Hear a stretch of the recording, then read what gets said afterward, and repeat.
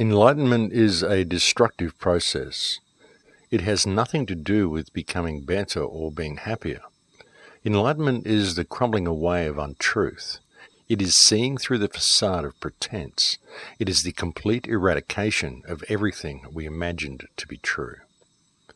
And this week's opening quote comes from Adyashanti. Welcome to Surviving the Matrix. Ladies and gentlemen, my name is Maxwell Egan. It's a pleasure to be with you once again, and I'll be your host for the next hour.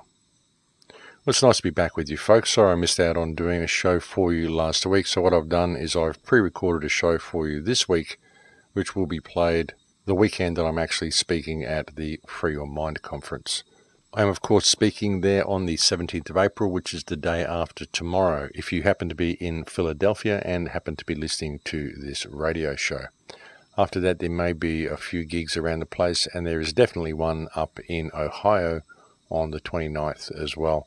And you can find details about that gig on my website, TheCrowhouse.com. But it's nice to be back here talking to you again, folks. I'm recording this show from the Amazon jungle again, so you may hear a few insect noises in the background, a few frogs chirping and squeaking and all that sort of stuff. That's what happens when you're in the jungle.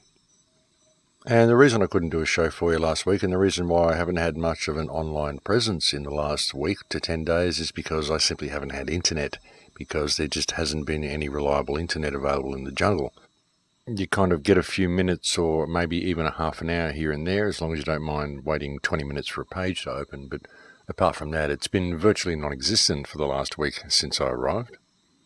There's been a few power issues while I've been away, and a bit of damage has been suffered to the internet installation at where I'm staying. So that's why I haven't had much of an online presence in the last week to 10 days, in case anybody was wondering. Something else I'd like to share with you as well, folks, before I get on to the meat of the broadcast, is that I've opened a Patreon account as well for those who would like to donate or make a contribution to the Crow House. It's been very, very difficult to receive contributions from people. So what I've set up is a monthly subscriber thing where you can subscribe as little as $1 a month if you would like to help keep the show on air. I really have exhausted all of my resources, folks, and if people out there would like to keep the show going, it's really going to be up to public support from now on to keep me on air. So I have set that up for those who would like to make some sort of a regular contribution. And it can be, as I said, very small, folks, as little as $1 a month. Any contribution, no matter how small, will help to keep the show on the air. And you'll find a link to that on my website, thecrowhouse.com. You just got to click donate on the homepage, and it will take you to the contribution page, or you'll find a link to the Patreon account. If you're watching the show on YouTube, you'll also find a link in the video description and a link on my channel. And I really don't like to bring stuff like this up, folks. I really don't like asking for contributions, but I really have no other option at the moment if I am to continue with the broadcasts. And this is the first time in the 8 years of broadcasting on air that I've ever set up any type of a subscriber thing or asked for contributions, regular contributions or anything like that. And of course, you don't need to subscribe to still get all of the full shows and all the full material that's available in the Crow House. It's just something that I've done out of necessity, and the hope is that if I am able to generate some sort of a subscriber base, then I'll still be able to keep the material available to everybody for free and to keep the broadcasts and the movies coming. That is, of course, the reason I'm back in the Amazon, folks, to work on a new film. Apart from the fact that it's a lot cheaper to live in the third world, and that's really the most viable option available to me at the moment, I really would like to complete a new film by the end of the year. The film I'm intending to work on is, in fact, part 2 of Transformation, the film that I released in 2012. So I'm really looking forward to getting that done. And I think it's going to be quite timely, folks, because the world has certainly changed since I put out part 1 of Transformation. And it's interesting how just about everything that I put in that film has been confirmed by recent events. And so I am quite eager to get part 2 put out. And as I said, hopefully that will be done by the end of the year if I can gather the subscriber base I need to keep going and to actually create the film. And I would also like to finish working on the film that I have half completed, which is a film I started in 2014 about the Amazon. So I'd like to get that done as well. So I've got a lot of projects on, folks. I've got a lot of speaking dates between now and May, but I should be back in the Amazon by the 25th of May. And then I intend to devote the following 6 months solely to working on the films, apart from doing the weekly radio shows. That's probably the plan for the year. Well, that's the plan so far. Anyway, of course, I'm open to suggestion and things always do seem to pop up. So you never know, but at this point, that is the vague plan for the year. And what a year this has been already, ladies and gentlemen. It's the year of the monkey, of course, the year of the trickster. And who knows, that could be why we are seeing so much trickery in the world today. We're certainly seeing things reveal themselves, and a lot of things that are going on just are not what they seem to be. But as I said, folks, it is the year of the monkey and the year of the trickster, and who knows, that could be why we are seeing such an unprecedented amount of weirdness in the world today, and I think we're going to see a lot more of it, and I think we're going to see a lot more things being revealed. But one thing you can do to take advantage of such times, folks, is to look at the things that can be revealed about yourself to yourself. As I said, it's the year of the monkey and the year of the trickster, and we also tend to trick ourselves very often on such occasions, probably not only on such occasions, not only in the year of the monkey, but I would suggest that it may happen a little bit more in this year. I have certainly found it to be the case with myself. And ask yourself, folks, have you been stressed out lately? Have you been having confrontations with people lately? Have you been acting in a reactionary manner lately? I certainly have. It's actually quite interesting, folks. On the flight on the way over here from Australia, you're doing a 12-hour flight, and you've kind of got a lot of time to sit and meditate if you can do such a thing in such an environment. Fortunately, I can, because I'm sort of kind of used to flying. So when I get into an aircraft and I get into that zone, I don't even really need to watch movies for most of the flight. I can just kind of sit in my space and go into this zone and kind of come out at the end of the flight. And I was able to do a lot of reflection on the flight over, and I realized how reactionary I've been, and I realized how far I'd slipped from my space and from my center. And I realized it was the monkey mind. It was the monkey brain, the reactionary brain that always wants to get into the tit for tat and reacts to things in the first manner that comes to mind without necessarily thinking about the situation. And I've seen this with a lot of people as well. I've seen people that I know that are in relationships that are having arguments over the most ridiculous things. There's nothing really to argue about, but it's just the reactionary nature of people. And I've seen it online with so many things, especially in some of the online debates that are happening. I'm seeing huge reactions from people on both sides of any of the debates that you see. And again, it seems to be people reacting from centering themselves in the monkey mind, whether they know they're doing so or not. And perhaps that is something that comes with the year of the monkey. I'm not really up on Chinese astrology that much, but I find these sorts of things interesting. I really never placed too much value on astrology until I had an experience a year or two ago when everything was in a Scorpio moon. And I think I related the story on a show. There was every Scorpio that I knew had a particularly hard time on this particular week when everything was in Scorpio and there was a particular planetary alignment or something happening in the sky. And I started to pay a little bit more attention to these sorts of things. And I find it interesting to see the recent reactionary responses from so many people, myself included, and then to find out that we're in the year of the monkey, and of course we all know that the monkey mind is the reactionary mind. So it'd be interesting, folks, if you're out there and you're having these issues with people, if you're in a reactionary state with people, perhaps being aware of this particular aspect of this year that was obviously significant enough for the Chinese culture to actually name a year after this particular mindset. Perhaps there could be something to it. And perhaps if you are aware of this monkey mind creeping into your thought patterns, it will help you not react in a way that perhaps you shouldn't react, and a way that most people, including myself, seem to have been doing lately. Just thought I'd throw that out there in the case that it might help a few people. It certainly has helped me, folks, having this reflection on the aircraft on the way over here. It really put things into a really interesting perspective for me. And I was really able to step back and look at what's been going on in the world and look at the way people have been, again, including myself. And it was just an interesting thing to come across. But I found a certain sense of calm since flying over here. Perhaps it's being back in the Amazon, although I don't think that is just what it is. I've just found a certain sense of calm since having that time to reflect, I suppose. Of course, there is an awful lot going on as well. There's a lot of things that I have to deal with that are just coming up. There's actually the very distinct possibility of a rather large and very disturbing announcement that I have to make within the next week or two. Well, I'm anticipating that I have to make anyway. I won't be able to confirm my thoughts until I've had a conference with certain individuals, but that will be occurring this weekend, and so you can expect to hear something about that probably within the next week or two. And that is something that I'm certainly not looking forward to, but it's something that simply needs to be done. But as I said, folks, I think we're going to see more and more of this. I think we're going to see more and more things revealing themselves. And I think we're going to see more and more reactions from people and more reactionary responses from people. My hope is that if people become aware of this monkey mind that seems to be prevalent at the moment, perhaps they won't react in the manner that they are currently doing, or in the manner that first comes to mind anyway. And I think it's actually quite significant that I have something so major to deal with, and I've just gone through a process of reaction and then reflection on the reaction right before I have to deal with something as major as what I've got to deal with. And I think everything happens for a reason, ladies and gentlemen, and that's just the way reality works. If you're open to the messages, then you will always find your path. I really believe this to be true. You know, we may stray from our paths sometimes, and even when we think we are straying from our paths, perhaps we're not. Perhaps that is a lesson that will help serve us on what is about to unfold before us, on a path that we were at that time unaware of.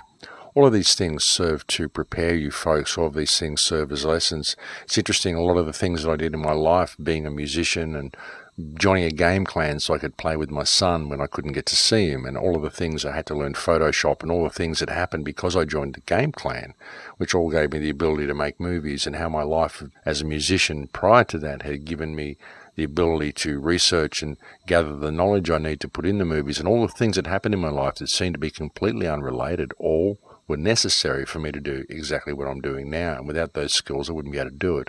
And it was all a series of preparatory steps, really, when you look at it. You know, if you can look at your life, all of it is in preparation for the path that you are supposed to be on. It's just being aware of when that path reveals itself before you and when you are supposed to step on it.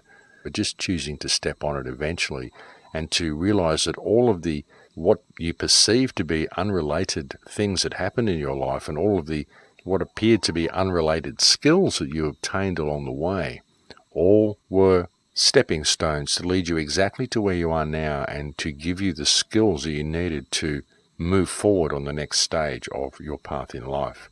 I think it's quite interesting how these things happen.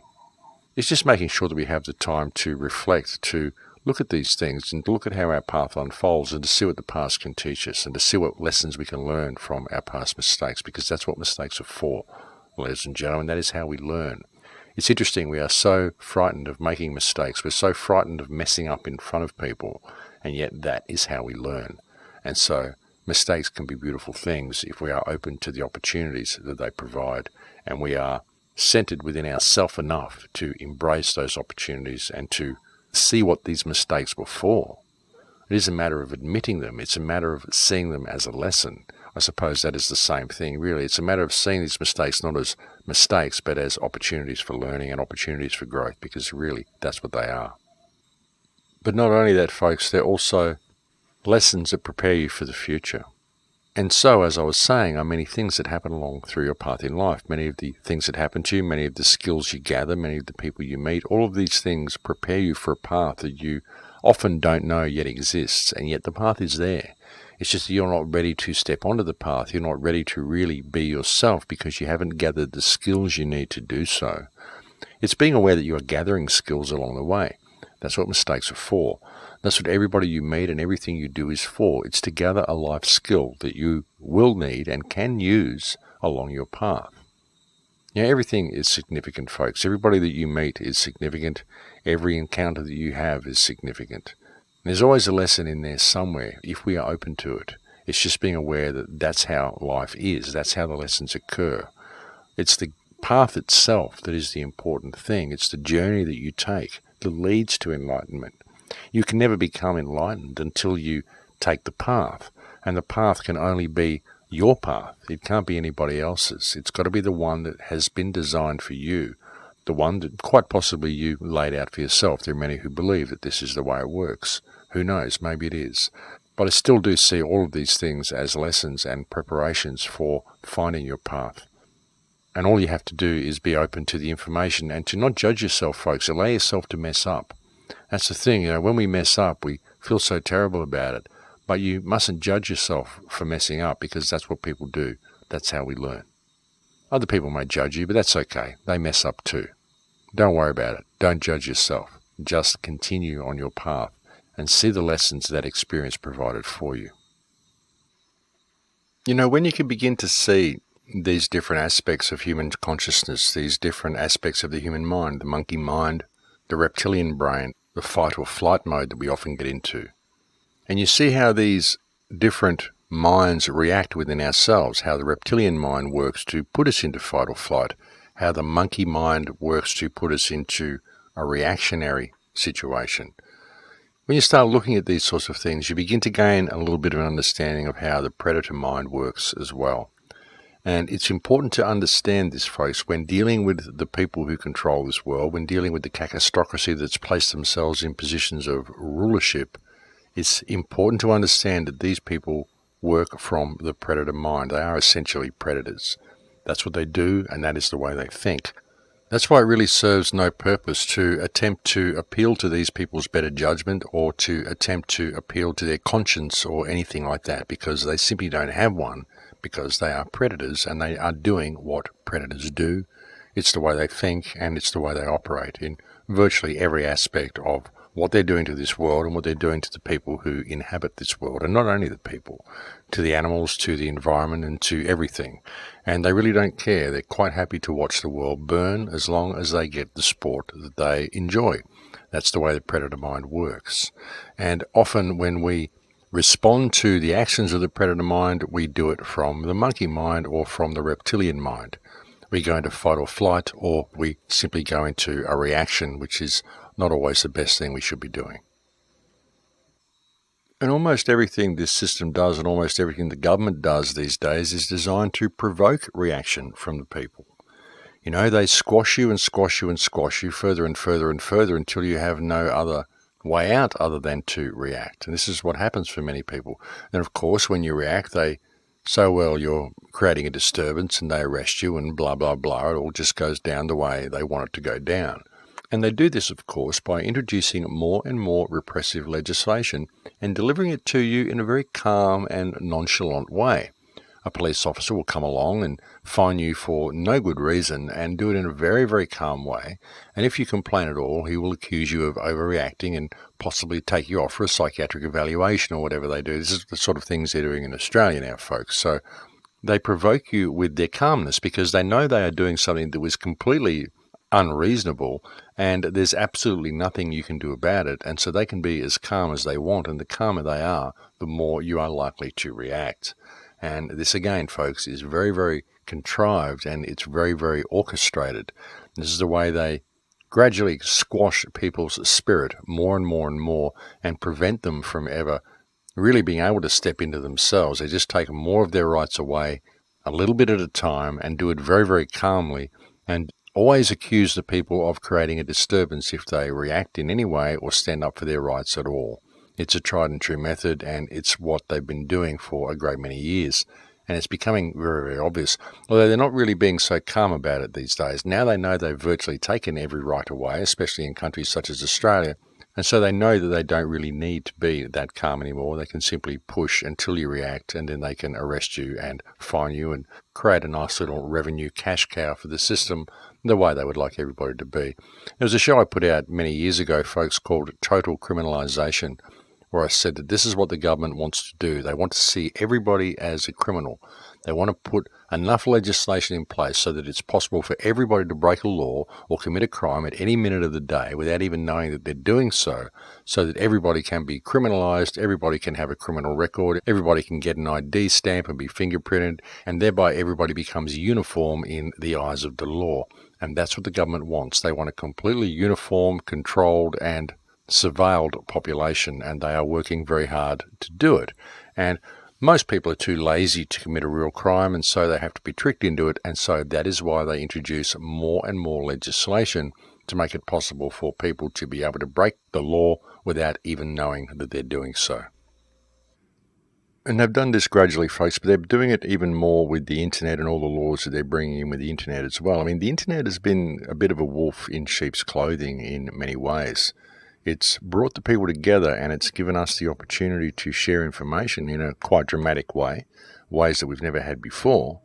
But it's also given the government the means by which to monitor everybody and to see what the entire world is thinking. And as I mentioned a few shows ago, a couple of months ago from memory, I believe that this is what the internet has been for. I think this is why they've staged some of the terror attacks they've staged and made them so obvious, things such as 9/11, because it gives them the ability to find out who's thinking clearly and where all the dissidents are, and to be able to track their movements via the internet. And now they're bringing in more and more laws regarding the virtual world as well, and they'll be making it possible for everybody to commit a crime at any moment of the day on the internet as well, simply by reading something you're not supposed to read or clicking something you're not supposed to click. And they've really set people up for a fall with a lot of the stuff they put together on the internet, folks, a lot of the file sharing and all that sort of stuff. They've set people up for a fall with all of this sort of stuff.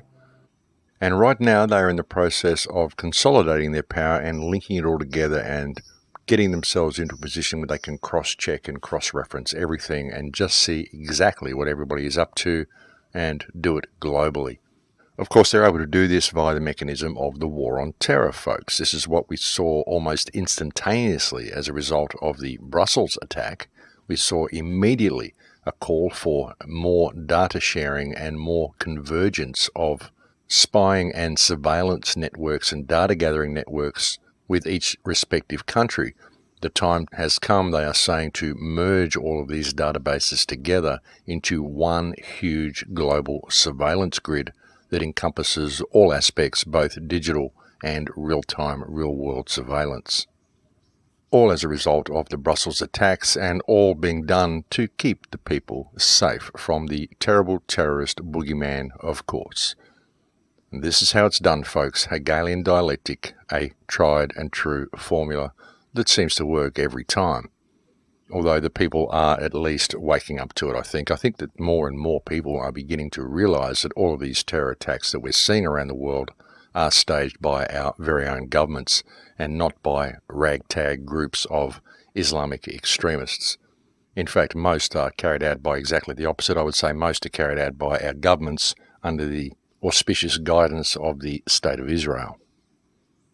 And really, this should be clearly seen by everybody, especially the people in the United States. I mean, the incredible size of the Jewish lobby in the United States, the amount of influence the Jewish lobby has over high schools and politics and everything. There is such an incredible effort to exalt the State of Israel and to let everybody know that they must support the State of Israel. And why would you think this is, folks? It's because it is the State of Israel that is responsible for all of the unrest and terrorism and war that's going on in the world, and they need to really push their propaganda mechanism home to the people in order to get away with it. And so far they've been very successful, but I think the world is at last waking up to how much they've actually been played by this one little rogue state in the Middle East, which is run by people who actually have no claim to the state and are not even the real descendants of the people of that area. And it's so clear, folks, even by their own records, when one looks at Oded Yinan's strategy for Israel in the 1980s, there is the war on terror, there is all of the countries that are involved in the war on terror, all of the countries that are being destabilized in the Middle East. And when one looks at the 1930s Kalergi plan for the destruction of the white races of Europe via mass migration, and there we see what is unfolding in Europe today. And it's all been outlined in their very own papers and has been in the public domain for a very long time. Couple these papers together with what we see in the Middle East today and the enormous propaganda program that is really rampant right around the world that is exalting and promoting the actions of Israel, and we begin to see very clearly where all of this mayhem and terrorism is coming from. You know that the State of Israel has murdered one Palestinian child every 3 days for the last 13 years, folks, and got away with it?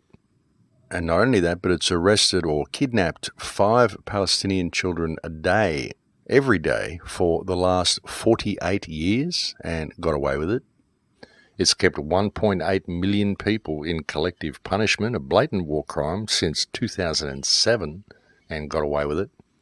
It's building illegal settlements in occupied territory and creating massive homelessness in a state that it doesn't own and getting away with it. It's shooting children, kidnapping children, harvesting organs, folks. Israel is the biggest seller of organs in the world, most of them illegally harvested, I would suggest, from Palestinians who have been arrested for no apparent reason and dropped into the black hole that is the Israeli prison system. Recently, we've seen children who have had their organs harvested and simply been left and dumped in dumpsters in Israel. This is what is going on. This is what this state is doing, and this is what it gets away with every minute of every day, and nothing is ever done because this state has such a massive influence over world politics that it is simply above the law, and it knows it, and so it just does what it wants while the world sits idly by and watches, and we have all the politicians in the Western world all bought and paid for right from the very beginning and all standing in support of this rogue state and therefore all contributing openly to the devastation and destruction we've seen rampant across this world, and the massive homelessness and all of the human hardship and suffering comes from these very same people who run all Western governments and are attempting to take over what governments they don't already own via the introduction of the very same monetary system and banking system they've used to enslave Western nations. These people are criminals, folks, out-and-out criminals, a rampant cacistocracy that has taken over positions of power on this planet, and it's time that we actually stop being politically correct, called this out, and actually did something about it, ladies and gentlemen. It's about time we stepped into our humanity and stand up to do what needs to be done. I mean, let's face it, folks, the world is run by criminals, and it's about time we called it and removed the criminals from power and saved this earth and saved this world and saved the human race from the fate that is being laid out before it, because it's not a fate of our making unless we allow it. And I think the time has come for us to take responsibility for ourselves and realize what we are allowing and just stand up and change the direction that we're going. I think it would be very easy to do if we would simply remember who and what we are. But I think we've reached break time here, folks, so I'll leave it there for now and we'll go and have a break. Thank you for joining me on the air today. It's always a pleasure to have your company, and I'll speak to you again in a few minutes. Thanks for listening. And welcome back, ladies and gentlemen. So yes, folks, I think it's important to gain an understanding of the different minds of man, the monkey mind, the reptilian mind, and of course the predator mind, because when you can understand how these minds work, you begin to clearly see that we do have predators that are running this world. And they do like to very much push us and throw it in our face and hope for a response in every little way that they can. Recently, for example, in England, there was a company, I can't remember, an industry, a mining industry or some industry. I can't actually look up and check my records at the moment or check online to see what it was because I don't have any internet and I'm recording this offline. And so I might be getting the details wrong, but it was some industry that was looking for something like a £10 million rebate to prevent it from going under. And the government said they couldn't afford to do that, but then in the same breath, they spent something like £9.2 million on leaflets to promote the EU. So they can afford to spend £9.2 million on leaflets, but they can't afford £10 million to save an industry. And of course secure the livelihood for many thousands of people who work within the industry whom the government has enslaved to debt. And they do this sort of thing just to push it in people's face, folks, and let's not forget that this legislation was introduced by a man who had sex with the head of a dead pig in order to get the approval it takes to even become part of the elite clique that runs for politics. That's just the way the British political system works. And imagine doing that, folks. Imagine being told that that is the entrance fee to join this club. Is that really a club that you would want to join? Apparently something else that they had to do to join the club was burn a £50 note in front of a homeless person. So it just goes to show what sort of sociopaths and heartless individuals these politicians really are. And that's really just the tip of the iceberg too, folks. There's all sorts of stories about the initiation ceremonies of the Billington Boys, which is the club that I'm referring to, and it really does boggle the mind that these are the people that are put in place to run a country.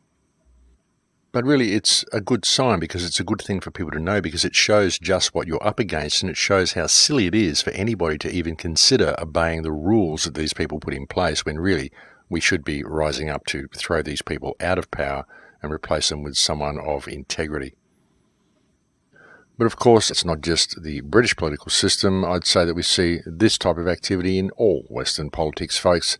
These people really have no scruples and no morals, and they really do get up to some very nefarious activity behind closed doors and when people are not looking. And it really does happen everywhere, folks. Australian politics is certainly nothing to be proud of. Forced vaccinations or loss of government benefits, even forced chemotherapy for people as well, folks. This is forced medication. If a child happens to be diagnosed with cancer, parents are literally forced to give their children chemotherapy, and everybody knows that it's actually the chemo that kills the cancer patients and not the cancer. And that should be a concern for anybody, especially when we know that cancer is perfectly curable using cannabis oil. And it's an important thing to note that even though medical cannabis is being legalised across Australia, I believe, the oil is not being legalised. It's still illegal and forbidden to produce the oil. And it is the oil that cures cancer and the oil that is the most healing substance that you can create from the plant. I personally have cured testicular cancer, throat cancer, bowel cancer, stomach cancer, seen brain tumours reduced by 90%.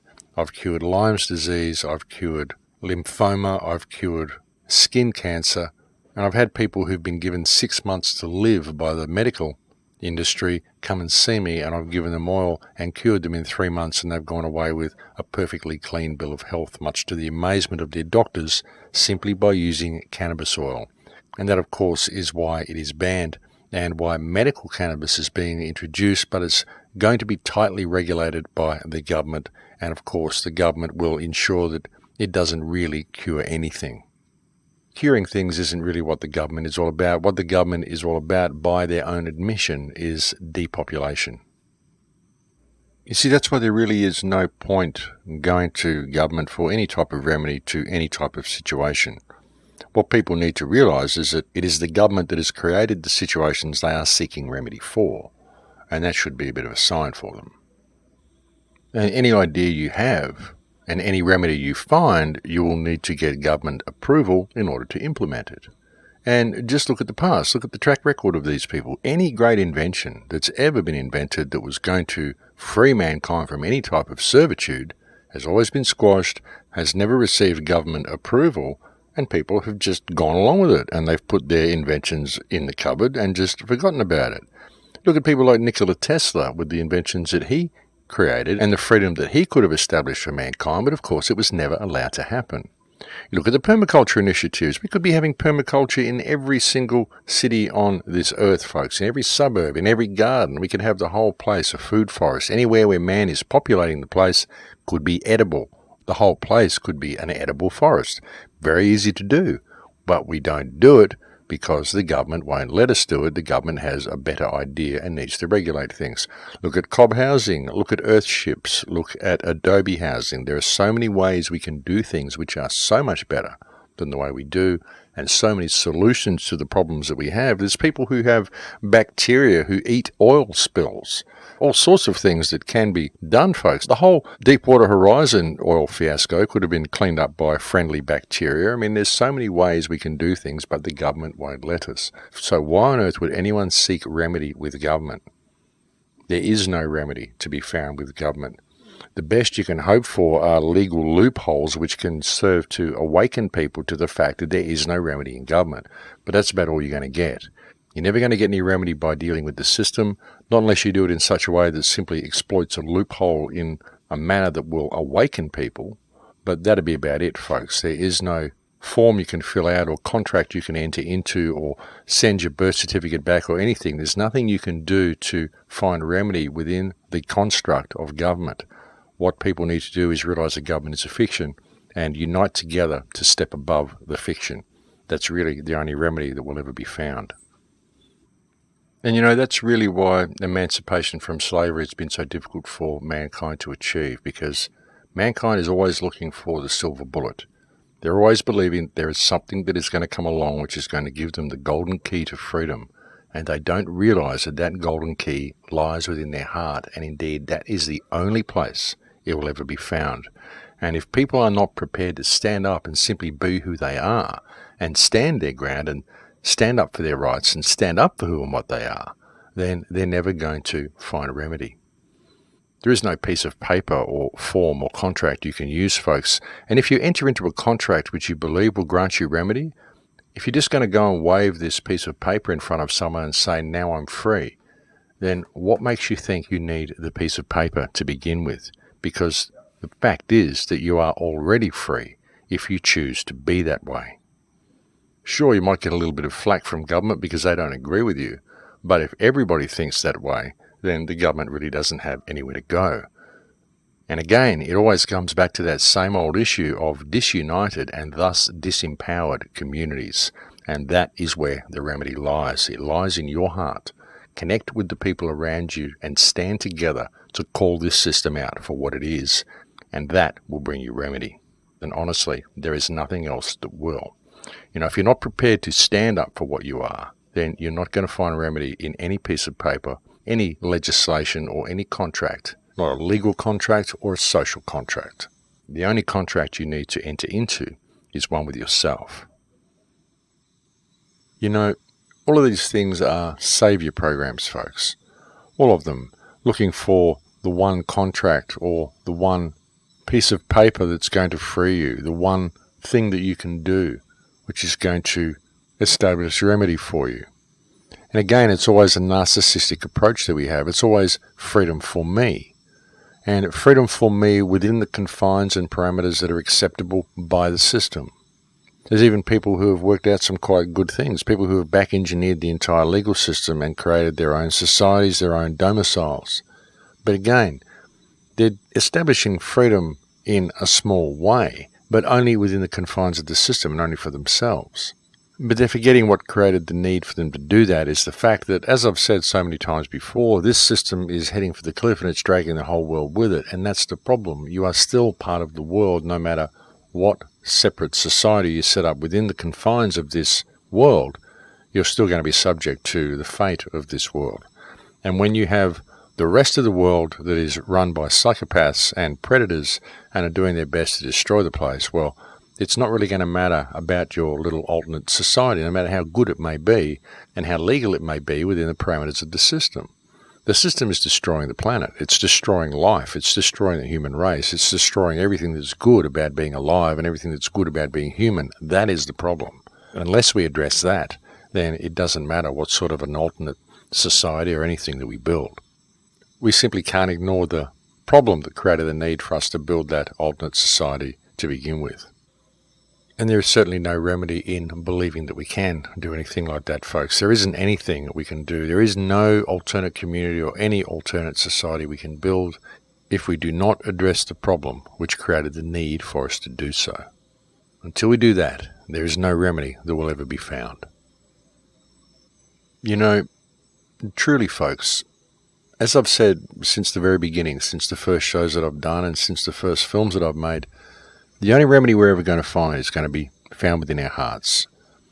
It's understanding what we are and understanding the languages that we're speaking, because the languages that we speak are not just physical languages, they're not just verbal languages. There's also emotional languages and energetic languages, spiritual languages, languages of the heart, languages of the soul, if you will. But the language of the heart, the electromagnetic language of the heart, is the most important language that you can speak. It's the most important language to be aware of. Even when you get angry, and I get angry, I rant, I rave. But when you have these rants, why are you doing them? Is it from frustration? That's understandable. Is it from passion? That's also understandable. If it's from anger, well, that's also understandable. What is the anger based in? Is the anger based in hatred of another? Or is it based in love? Is it based in your offense or your affront at what someone's done to somebody else or what someone's done to you? Is it righteous anger, or is it simply a reaction of the monkey mind? And how do you tell which is which? Well, are you seeking harm against someone, or are you seeking remedy for a situation? All of these sorts of things are really important, folks. When you're in any emotional state, it's important to express your emotion, but be aware of what you're centering that expression in. Is it hatred and fear, or is it love? And frustration and passion, these can be based in love, but they can also be based in hatred and fear. So you've really got to look at where you're centering yourself when you do get emotional and what sort of energy you're projecting into the field. And the energies are changing, folks. They just seem to be changing. The whole energetic field seems to be changing. People are more on edge. People are more snappy. People are more likely to react to the monkey mind. And everything just feels tenser and tighter. Reality feels like it's stretched out, like an elastic band that's ready to snap and go in whatever direction human consciousness dictates. And the question is, what direction is that going to be? And I think that direction will be based on the emotional state humanity is in. And that's why everything about this society is designed to keep us in fear, because that's the reality they want us in. They want to bring down the police state. They want to lock us down into this global prison. They want to implement the Kalergi plan. They want to do all of the things that they want to do. And it's up to us as to whether this is going to happen. It's up to the emotional state that we're in. It's up to whether we accept the fear that they put on us and whether we accept the authority they project upon us as well. And the authority is a big thing. The fear of authority, the fear of being beaten down by our local protectors of the peace, which is a terrible state that we seem to have got ourselves in. But folks, more and more people are seeing it. More and more people are waking up to the fact that this is the way the world is now. And there aren't too many people who are very happy with it. And that is a good thing, because it means that it's bringing about a wave of awakening and a tide of humanity that is beginning to see that there is a way out, and there is a peaceful way out of this. And it is peaceful, folks. We don't need to have war. We don't need to have violence. I mean, sure, it may come to a point where we have to stand our ground, but I don't think there's going to be a problem with that. I think what we're going to see is a huge wave of mankind stand up to the plate and say enough is enough. But it's only going to happen when people choose to center themselves in the correct energetic state, folks. That's what it's all about. You know, if you're in that state of love, that state of not fear, then you can achieve amazing things. That's the state that I was in when I crawled through the tunnels into Gaza, and nothing could have touched me while I was in there. I was just in that state when nothing could have got near us. And when humanity chooses to recognize the power that lies dormant within them and chooses to step into that power and hold it up to shine to the world, I think we're going to see some real change. You know I've been beating this same drum on air here for so many years now, but the thing is that I really do believe in mankind. I really do believe in our ability to rise above this mess. If people can simply realize what they are and realize the power that they hold, and not look for simple ways out, not look for the golden key, the golden ticket, the golden contract. Don't follow leaders, folks. Lead yourself, because that's really all that's going to change things, is when we can lead ourselves. When we stop giving our power away and giving our authority away. And that's a lot of what happens even in the independent media. That's a lot of what happens in the response to the system, is people find a radio host they like, or a filmmaker they like, or someone who tells the story the way they see it, and they put that person up on a pedestal and they follow them as a leader and hope that that person is going to change the world for them. But no one person can do it. No one man has the key. No one man has the remedy. It's got to come from a wave of humanity.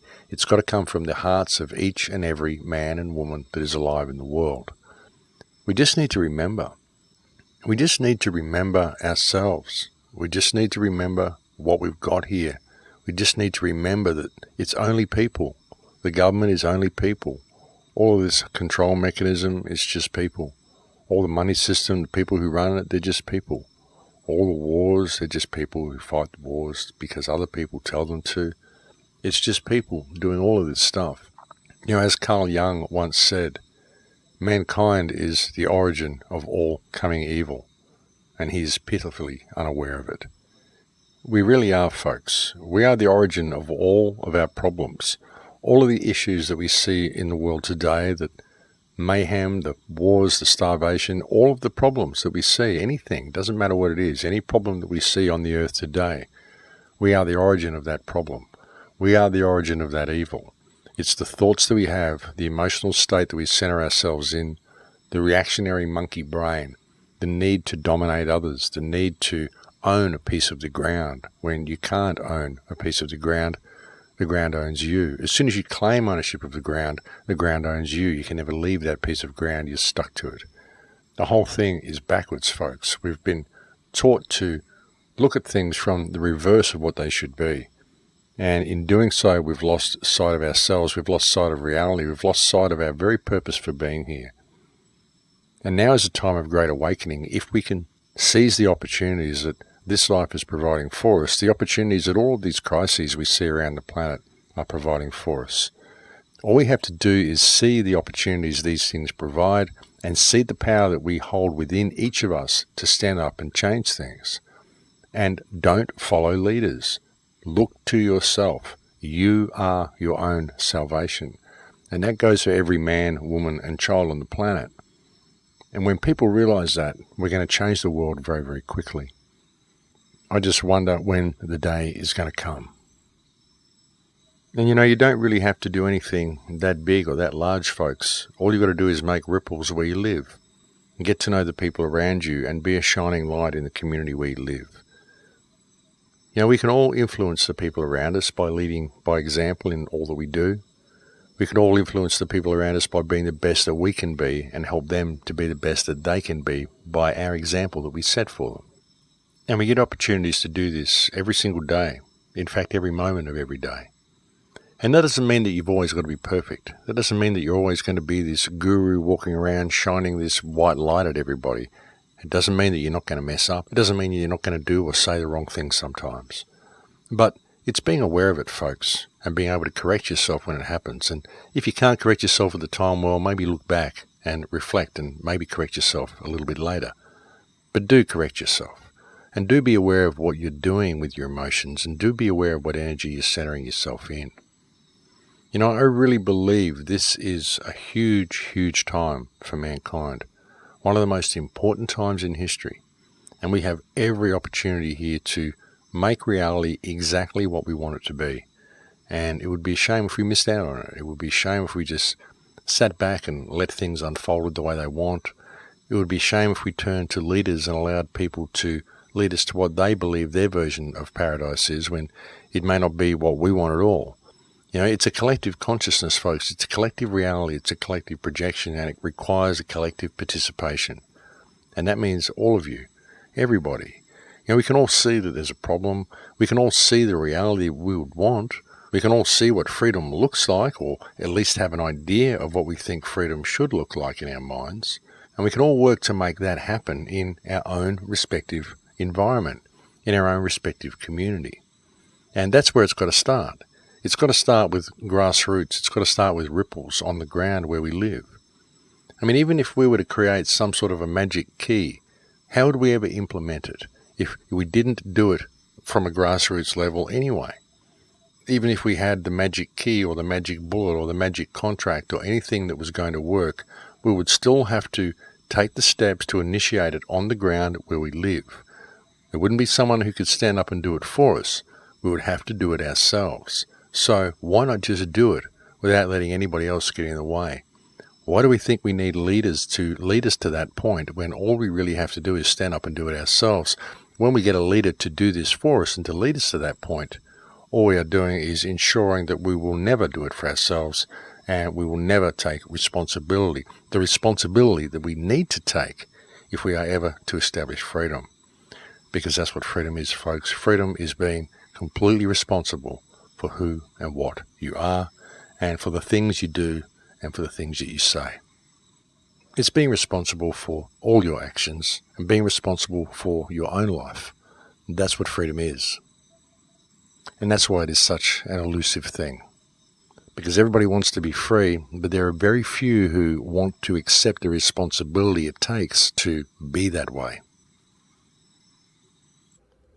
Now, to end the show on something of a personal note, recently you may have seen me post a video which received many thousands of views entitled Maxi and Off-Air Uncensored and Unplugged, the Flat Earth and Santos Bonacci Rant. And you may have also noticed that that video has now been deleted from YouTube. Now, I'd like to explain that video a little bit and why it's been deleted. Originally, the video was posted simply out of sheer frustration at the amount of personal attacks I'd had from flat earthers, and also the amount of attacks and defamatory abuse that I had been subject to by Santos Bonacci. Santos having blocked me on Facebook and me being unable to contact him on Skype, I published that rant in a state of sheer frustration, again in a reactionary response, again in the monkey mind.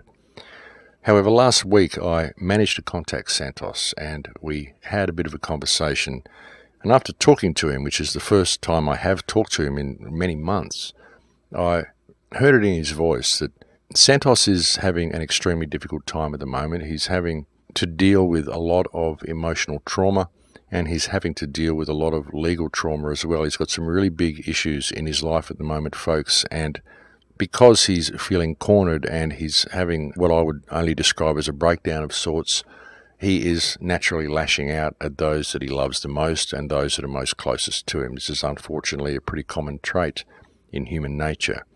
And I think Santos deeply regrets his recent actions, and I'd like to reach out to people out there in the internet world who are creating memes about Santos and posting them everywhere and posting derogatory remarks about him everywhere.